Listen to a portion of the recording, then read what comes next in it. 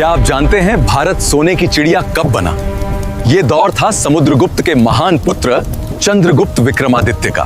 375 ईस्वी में मगध की गद्दी पर बैठा एक ऐसा सम्राट जिसने भारत के इतिहास को स्वर्ण युग में बदल दिया। नवरत्नों की परंपरा यहीं से शुरू हुई। कालिदास, वराहमिहिर और धन्वंतरी जैसे दिग्गज विद्वान इसी बिहार की मिट्टी की उपज थे। इस लौह स्तंभ को देखिए, 1600 साल बाद भी इस पर जंग नहीं लगा। ये प्राचीन मगध के विज्ञान और इंजीनियरिंग का वो चमत्कार है जिसे आज भी दुनिया नहीं समझ पाई। इन्होंने आक्रामक नीति अपनाई और पश्चिमी भारत से शकों का अंत कर दिया। इसीलिए इन्हें शकारी भी कहा जाता है।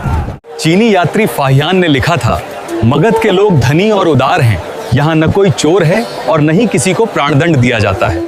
पाटलिपुत्र और उज्जयिनी, इन दो राजधानियों से उन्होंने एक ऐसा साम्राज्य चलाया जहां कला, साहित्य और व्यापार अपने चरम पर था। इनके शासनकाल में जारी किए गए सोने के सिक्के इस बात का प्रमाण हैं कि भारत तब आर्थिक रूप से दुनिया का सबसे शक्तिशाली देश था। तो ये था बिहार का वो गौरव जिसने भारत को विश्व गुरु बनाया। ये नेपोलियन नहीं, ये मगध का विक्रमादित्य था। गर्व है इस गौरवशाली इतिहास पर? तो कमेंट में लिखें जय मगध और सब्सक्राइब और फॉलो करें मैं हूं बिहार को।